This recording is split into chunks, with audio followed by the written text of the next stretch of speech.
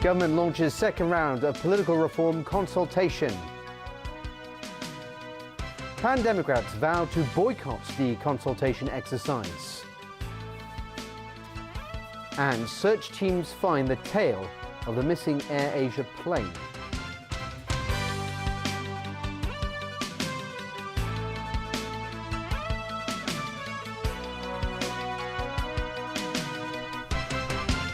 Good evening. The government today launched the second round of public consultation on political reform amid opposition from pan-democratic lawmakers. They staged a walkout just as Chief Secretary for Administration Carrie Lam was making the announcement at the Legislative Council. The two-month exercise deals with issues such as how the nominating committee would come up with chief executive candidates and the election of a winner under universal suffrage. The government launched the public consultation knowing full well the controversy sparked by the framework set by the National People's Congress Standing Committee for Hong Kong's constitutional reform. As far as this constitutional and legal framework is concerned, there is no room for any concessions or compromises to be made, despite the legal framework that has been laid down by the National People's Congress Standing Committee. We truly believe that we still have the opportunity to devise a set of electoral arrangements which is fair, open, transparent, and highly competitive. The key items to be discussed include the composition and formation method of the nominating committee, the procedures for the committee to nominate CE candidates, and voting arrangements for selecting the CE through one person, one vote. The number of nominating committee members has been set at 1,200, with 300 members in each of the four sectors. What's up for discussion is whether adjustments can be made to the subsectors, such as broadening their electorate base and changing the composition of the 38 subsectors. CE hopefuls have to be endorsed by more than half of the nominating committee, which will field 2 to 3 official candidates. The consultation document asks if and how the nomination procedures should be divided into a stage of members' recommendation for CE hopefuls and a stage of committee nomination for fielding the final candidates. As for the one-person, one-vote election of the chief executive, the government offers several options, including a first-past-the-post system, a two-round voting system, and others such as the instant runoff system or the supplementary vote system. The document also suggests maintaining the existing requirement that the CE should not have any political affiliation. Through a statement, Chief Executive Leung Chun-ying urged all sectors of the community, including all lawmakers, to join hands to implement universal suffrage. He stressed the government will do its utmost to achieve a one-person, one-vote CE election in 2017. Pan-democratic lawmakers have called the second round of public consultation a waste of time and vowed to boycott it. But they were criticized by some pro-establishment legislators. Rani Samtani reports. Just as Chief Secretary for Administration Carrie Lam began speaking, pan-democratic lawmakers opened their yellow umbrellas and walked out of the LegCo chamber.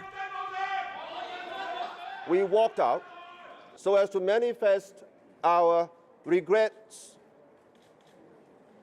about the SAR government and the Central People's Government's failure to heed the very clear and unequivocal public demand for real choice, real democracy, and Hong Kong people being our own real bosses. The pan-democrats had earlier vowed to boycott the second round of public consultation. They plan to veto any reform package that is based on the framework set by the NPC Standing Committee. The people do not have a right to nominate the candidates, and only 2 or 3 handpicked by Beijing and its puppets will be allowed to stand for election. We will reject any proposal for election which will not give the Hong Kong voters a genuine choice. The pan-democrats called the second round of consultation a waste of time and urged the government to submit its reform package to LegCo as soon as possible so that they could veto it. Some lawmakers who stayed in the meeting criticized the government for failing to explain what it will do if the Pan-Democrats vote down the final reform proposal. We agree that this is a challenging task, and some believe that the task force is doing something that is impossible to achieve. We will press ahead with full effort. The government's reform package needs the support of a two-thirds majority, or 47 votes, to be passed in LegCo. There are 43 pro-establishment legislators, so the government has to win the support of some pan-democratic lawmakers. Meanwhile, the pro-establishment camp has accused the pan-democrats of doing more harm than good. If we walk away from what CES has just suggested, then we are wasting time. There must be a dialogue between the government and the pro-democrats. But walking out from the chamber doesn't help anything. I think it's even making things worse.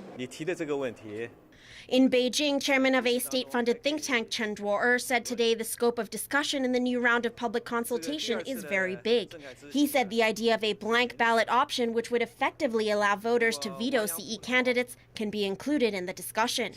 He added that while the second round consultation comes a little late, it may be a good thing, as many people are now reflecting on how to move forward in the wake of the Occupy protests. Ronnie Samtani, TVB News. Turning overseas now, divers have located the tail of the missing AirAsia plane, which crashed in the Java Sea with 162 people aboard almost 2 weeks ago. It means officials can get hold of the flight data recorders and begin their investigation into the cause of the crash. Finally, a major breakthrough. Indonesian search and rescue officials confirmed today that divers and an unmanned underwater vehicle spotted the tail of the missing Indonesia AirAsia plane. It's the first confirmed sighting of any major wreckage, 11 days after Flight 8501 disappeared with 162 people on board while en route from Surabaya to Singapore.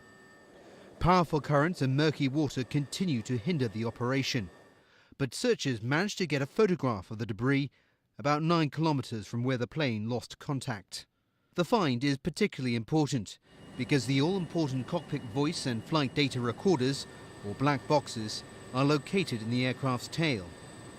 Smaller pieces of the plane, such as seats and an emergency door, had previously been collected from the surface. 6 other large objects have been detected by sonar on the seabed in the same area. Officials stress the top priority remains recovering more bodies from the wreckage, along with the black boxes. The corpses that have already been retrieved are being held at a temporary facility in Surabaya, so they can be identified by relatives and friends. It's still not clear what caused the crash, but bad weather is believed to be a contributing factor.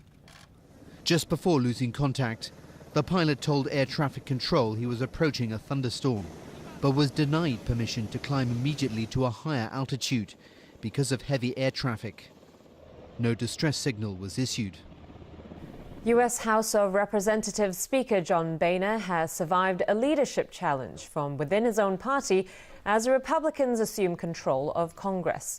And as Jameson Wong reports, the Obama administration and the Republicans are now locked in a battle over the controversial Keystone XL project. Challenging John Boehner's leadership in the new Congress. Tea Party-backed Republicans who said he'd done too little to cut spending tried to topple him as House Speaker. I present for the election of office of Speaker of the House of Representatives for the 114th Congress the name of Judge Louis Gohmert, a representative from the great state of Texas. Madam Clerk, this is not about Judge Gohmert. It's about establishing a strong check on the executive branch. Boehner managed to prevail, surviving 25 votes cast against him by fellow party members. He garnered 216 of 408 votes cast. Boehner stressed the need for common ground during President Barack Obama's final 2 years in office. In the last Congress, this House passed a number of jobs bills with broad support from the majority and the minority. And we'll begin our work on this common ground, taking up measures to develop North American energy. That promptly put the Republican-controlled Congress on a collision course with the White House. Supporters of the Keystone XL pipeline project made it the first piece of legislation introduced in the Senate. The White House made clear Obama would veto it.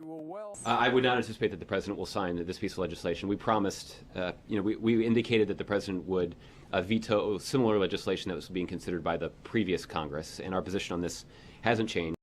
Those in favor of the project, which would move tar sands oil from Canada's south to Texas, say it would create jobs and ease American dependence on Middle East oil. Critics dispute those claims and call the scheme environmentally harmful. Jamison Wong, TVB News. Elsewhere in the United States, New York police have arrested 2 people in connection with the shooting of 2 officers responding to a robbery earlier this week. The 2 plainclothes police officers were wounded while responding to a distress call at a grocery store in the city's Bronx area. The officers and suspects exchanged gunfire during the incident. It came about 2 weeks after 2 policemen were shot and killed while sitting in their patrol car. Meanwhile, over in Texas, 1 person was killed when a gunman opened fire at a veterans clinic. The gunman was also killed in the shooting, but officials provided no further details. Cuba has freed some of the 53 people regarded by the United States as political prisoners. The U.S. State Department says it's part of last month's deal between Washington and Havana to establish normalized relations. Alan Buckner reports. The move is part of a commitment made by Cuban President Raul Castro following the surprise announcement of the diplomatic shift between the 2 countries. It's the first time the U.S. State Department publicly acknowledged that some of the detainees have been released. Spokeswoman Jen Psaki wouldn't say how many were freed and added Washington is pressing for the release of all 53 in the near future. There are many components of why our new approach to Cuba is going to help civil society, help human rights activists, help the human rights community in Cuba. Certainly, the step to release political prisoners is one we feel is important. The White House also wouldn't identify who the released prisoners are. We've been careful about talking about the number of prisoners and who they are because we don't want to put an even bigger target on their back as political dissidents. Meanwhile, the wife of freed former Cuban spy Gerardo Hernandez gave birth to a baby girl yesterday. The couple made headlines last month when news broke out about how the U.S. helped artificially inseminate his wife in Cuba while he was imprisoned in California. The move was a goodwill gesture while Washington and Havana were engaged in secret talks on restoring ties. Hernandez was released as part of a prisoner swap. Representatives from the 2 countries will hold more discussions in Havana later this month on migration and the eventual normalization of relations. The thaw intentions with Cuba after 5 decades of hostility would end one source of tension between the United States and many nations in Latin America with ties to the island. Alan Buckner, TVB News. In Turkey, a female suicide bomber blew herself up in an Istanbul police station yesterday, killing 1 officer and wounding another. Surveillance camera footage shows the woman walking towards the police station in Istanbul's historic Sultan Ahmet district, a popular tourist destination. She entered the police station and reported a missing wallet before blowing herself up. The Turkish far-left group DHKPC claimed responsibility. It also claims to have carried out a grenade attack on police near the Prime Minister's office last Thursday. The group was also responsible for a suicide bombing at the US Embassy in 2013 that killed a security guard. And still to come in our news tonight. A call for a 100% hike in tobacco duty. Potential buyers of a stake in ATV have to put down a non-refundable deposit. And a narrow escape for some real estate workers in Brazil.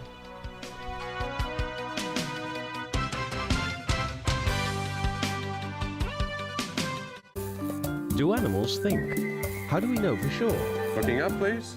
Attaboy. Discover animals' problem-solving skills, their emotional understanding. They're viewing the world in a totally different way than I do. And their powers of communication. Tonight, in